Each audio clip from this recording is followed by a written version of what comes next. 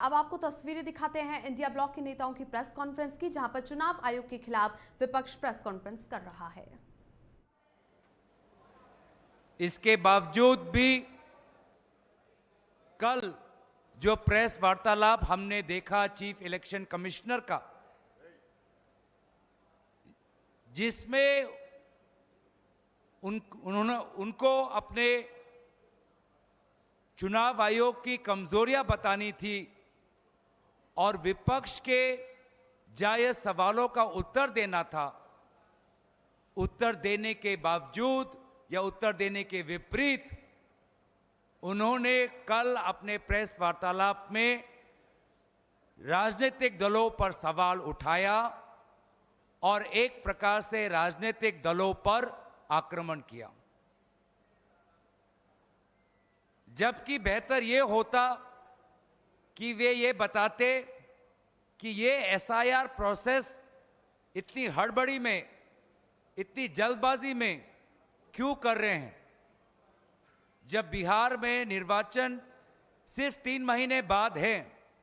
बिना विभिन्न विपक्षी दलों के साथ चर्चा किए हुए क्यों केंद्र चुनाव आयोग हड़बड़ी में एसआईआर वहां पर इंप्लीमेंट कर रही है, इस प्रश्न को लेकर वो मौन थे। वे मौन थे कि किस प्रकार से महाराष्ट्र में लोकसभा और विधानसभा चुनाव के बीच में लगभग 70 लाख नए वोटर किस प्रकार से वोटर तालिका में आए, वे इस प्रश्न पे मौन थे।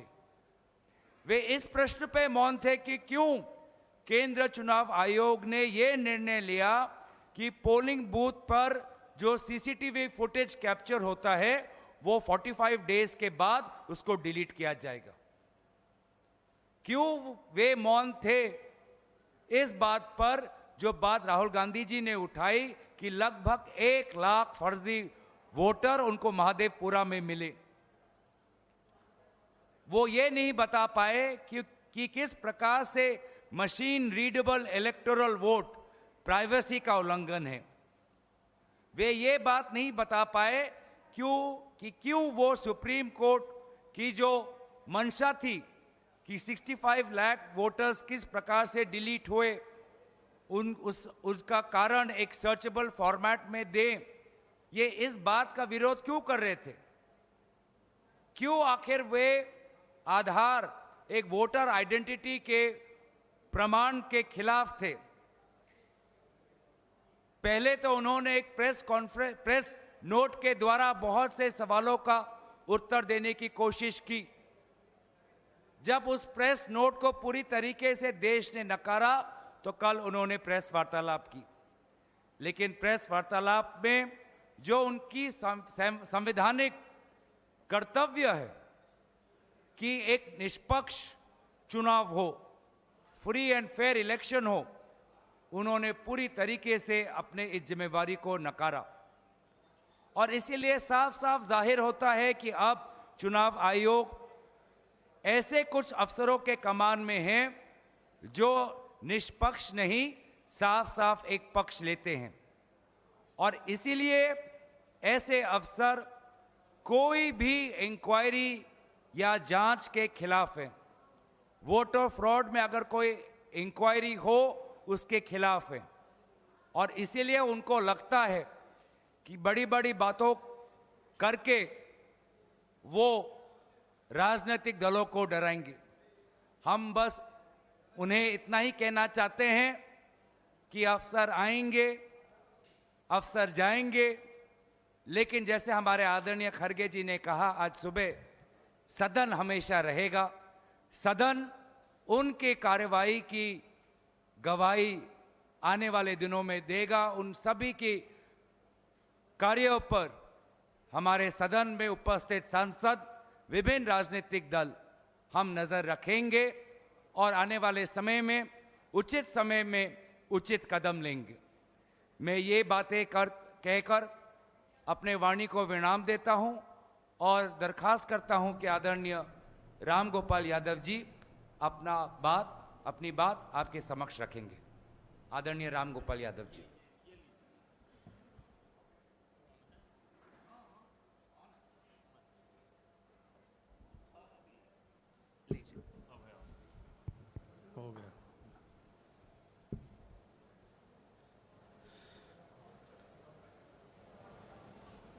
सभी विपक्षी दल के नेताओं और पत्रकार बंधुओं को नमस्कार। आप लोगों ने कल इलेक्शन कमीशन ऑफ इंडिया की प्रेस कॉन्फ्रेंस को अटेंड भी किया है, देखा है और सारे देश ने सुना है। ईसीआई ने बार बार कहा है कि जो आरोप लगाए जा रहे हैं उसको शपथ पत्र के माध्यम से, एफिडेविट के माध्यम से दिया जाना चाहिए। मैं आपको बताना चाहता हूं कि 2022 के उत्तर प्रदेश के चुनाव के वक्त जब अखिलेश यादव ने ये कहा कि समाजवादी पार्टी के समर्थकों के बड़े पैमाने पर वोट काटे गए हैं, तो इलेक्शन कमीशन ने एक नोटिस दिया कि आप इसको बताइए। तो 18,000 मतदाताओं के एफिडेविट दिए गए इलेक्शन कमीशन को, जिसकी सारी रसीदें भी थीं। और आपको आश्चर्य होगा कि एक भी उस एफिडेविट पर आज तक कोई कार्रवाई नहीं की। जो इलेक्शन कमीशन रोजाना राहुल गांधी जी से एफिडेविट मांग रहा है, उस इलेक्शन कमीशन को हम 2022 में 18,000 गलत तरीके से काटे गए वोटों के एफिडेविट दे चुके हैं। इस तरह के एफिडेविट हैं, उसकी सब रसीदें हैं और कोई कार्रवाई नहीं हुई। दूसरे, जब उपचुनाव हुआ 2024 में उत्तर प्रदेश में, तो जो विधानसभा थी कुंदर की या अन्य, उसमें इन्होंने बीएलओज को चेंज कर दिया। कुंदर की में जो बनी हुई पहले की लिस्ट थी, उसमें से सारे यादव और मुसलमानों को 100% हटाकर दूसरे लोगों को रखा गया। दोनों सूचियां इलेक्शन कमीशन को दी गई शिकायत के तौर पर कि देखिए ये इलेक्शन कमीशन, ये थे बीएलओज, और इलेक्शन कमीशन ने जाति के आधार पर सारे मुस्लिम और यादवों को हटाकर दूसरे लोगों को किया है। उस पर कोई जांच और कोई कार्रवाई नहीं की गई। इसी तरीके से जब मैनपुरी में उपचुनाव हो रहा था, तब हमने लिख के दिया कि सिर्फ एक बिरादरी के ही सारे एसडीएम्स, सारे सीओज और सारे एसएचओज मैनपुरी में पोस्ट किए गए थे, एक ही बिरादरी की, मुख्यमंत्री की बिरादरी की। आप जानते हैं कि जब चुनाव होता है तो चुनाव वाले दिन एसडीएम और सीओ गाड़ी लेके चलते हैं, पुलिस और पीएसी उसके साथ होती है। जिस बूथ पे चाहें उस बूथ पे लोगों को दौड़ा के हटा दें और वोट न पड़ने दें, ये काम उनका होता है। बजाय इसके कि ये देखें कि वोट सही तरीके से पड़ रहे हैं, कोई अव्यवस्था तो नहीं हो रही है, और वो भी उनका अधिकार नहीं होता है। वोट को चेक करने का अधिकार केवल प्रिसाइडिंग ऑफिसर, पोलिंग ऑफिसर्स को होता है। लेकिन ये सब आपाधापी करने के लिए इस तरह की व्यवस्थाएं की गई, जिसकी लिखित शिकायत हुई और किसी के खिलाफ कोई कार्रवाई नहीं की गई। तो इलेक्शन कमीशन का ये कहना कि बिना तथ्यों के शिकायत की जाती है, कोई एफिडेविट नहीं दिए जा रहे हैं, वो गलत है पूरी तरीके से। इससे सब लोगों को अपनी अपनी बात, दिल्ली में बहुत बड़ा घपला हुआ, संजय सिंह जी बताएंगे आपको। और हमारे यहाँ तो अभी से फिर वोट काटने की प्रक्रिया शुरू हो गई उत्तर प्रदेश में। अभी से पूरे उत्तर प्रदेश में ट्रांसफर की लिस्ट आप देखिएगा। अगर ठीक जगह पर कुछ हमारे जो ये समझते हैं कि ये समाजवादी पार्टी के समर्थक लोग हो सकते हैं अधिकारी, उन सबको साइड लाइन करके दूसरे तरह के अधिकारियों को पोस्ट किया जा रहा है और यही चुनाव के वक्त रहेंगे आगे चल के 27 में। तो ये सारी गड़बड़ियाँ कैलकुलेटेड वे में होती हैं और इलेक्शन कमीशन पूरी तरह से नज़रअंदाज करता है हमारी शिकायतों को। ये हमारी शिकायत इलेक्शन कमीशन से है, जबकि भारतीय संविधान के आर्टिकल 326 में ये लिखा है कि जिस व्यक्ति ने 18 वर्ष या उससे ज़्यादा की उम्र प्राप्त कर ली है उसका वोट रजिस्टर होगा। अगर उसका वोट रजिस्टर नहीं है तो उल्टी तरफ से पढ़ें तो इसका क्या अर्थ होगा? एनआरसी लागू हो गई। कोई भी दरोगा ये कह दे कि भाई संजय सिंह का वोट नहीं है, इनका वोट नहीं है, तो वोट नहीं है माने ये नागरिक नहीं है देश के। ये बहुत ही गंभीर स्थिति है। इस गवर्नमेंट का मंशा और इलेक्शन कमीशन का मंशा आर्टिकल 326 के इंटरप्रिटेशन पर देखिए कि बहुत ही गलत है। ये देश के लिए हानिकारक है। गंभीर चिंता की बात है सारे देश के नागरिकों के लिए। जिनका वोट नहीं होगा उनसे सरकारी अधिकारी कोई भी ये कह सकता है कि तुम तो इस देश के नागरिक नहीं हो।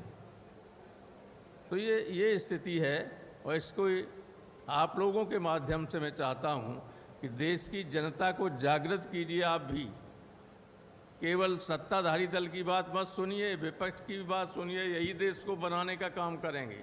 बहुत धन्यवाद। बहुत बहुत शुक्रिया Ram Gopal Yadav ji.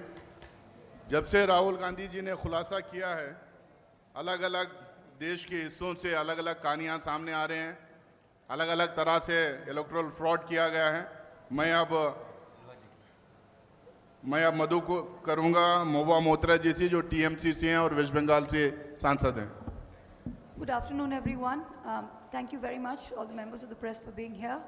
I'm here as a representative of the All India Trinamool Congress, and I'd first like to begin by saying that on 27th February 2025, the Honorable Chief Minister of West Bengal and Chairperson of our party, Srimati Mamata Banerjee, was the first person to raise the issue of the duplicate EPIC voter cards.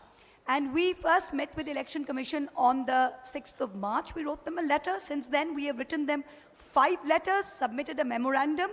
The deadline for solving the issue of the duplicate EPIC cards, by their own admission, was the 7th of June. The deadline has since passed. Second, what I come to now, the reason why we are all here is this absolutely shameful and I would say display of puppetry by the Chief Election Commissioner yesterday at the press conference. The job of this Election Commission, which is the constitutional body with a constitutional mandate, is not to attack the opposition. Mr. Commissioner, sir, I would urge that you leave that to your political masters. I'm going to go very quickly, one by one, through some of the points that he raised and rebut them, so we can all see how ludicrous some of these claims were. Number one, the special summary revision, the SSR, concluded in Bihar in January 2025, and continuous revision was done till June. That was the list that had been signed off by the Election Commission. Yesterday, you tell us that out of 65 lakh deletions, 22 lakh were dead people who were not recorded. So what are you trying to tell us? That all the previous lists and the list on which the Lok Sabha elections 2024 were done were fraudulent, were incorrect? If that is indeed the case, then all of your election commissioners, your entire election commission, current and previous years, should be prosecuted, and this current Lok Sabha, which is based on fraudulent election lists, should be dissolved immediately. Because the credibility of the people's mandate and the legitimacy of this government is at stake. That's the first thing. The second thing, the election commissioner is going on asking the opposition for affidavits. What is an affidavit? Please understand, you can do a suo motu inquiry when someone raises an objection if your intentions are bona fide. We are only pointing out flaws in your own documents. Are you asking us to authenticate your own documents by an affidavit? These are your documents that have flaws by your own admission. You yourself said that 22 lakh people